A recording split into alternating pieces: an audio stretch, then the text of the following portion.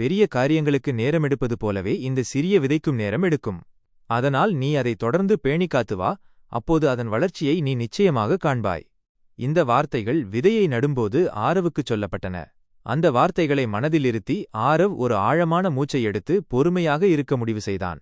தினமும் காலையில் எந்த மாற்றங்களையும் கண்ணால் காண முடியாத போதும் அவன் மறக்காமல் அந்த சிறிய விதைக்கு தண்ணீர் ஊற்றினான்.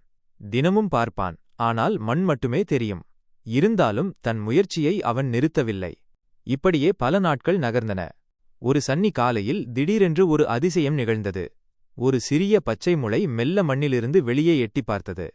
ஆரவ் இதை பார்த்ததும் மிகுந்த மகிழ்ச்சியடைந்தான். அவனது இதயம் சந்தோஷத்தில் துள்ளியது.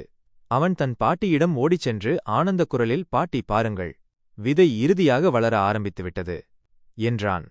பாட்டி அவனை அன்பாக அணைத்து அவனது மகிழ்ச்சியில் பங்கெடுத்துக் கொண்டார். பின்னர் அவனை பார்த்து ஆசீர்வாதமாக சொன்னார். நீ பொறுமையோடு செய்த முயற்சியின் பலன் இதுதான். நினைவில் கொள், எழுமின், விழுமின், குறிக்கோளை அடையும் வரை நில்லாது செல்லுங்கள்.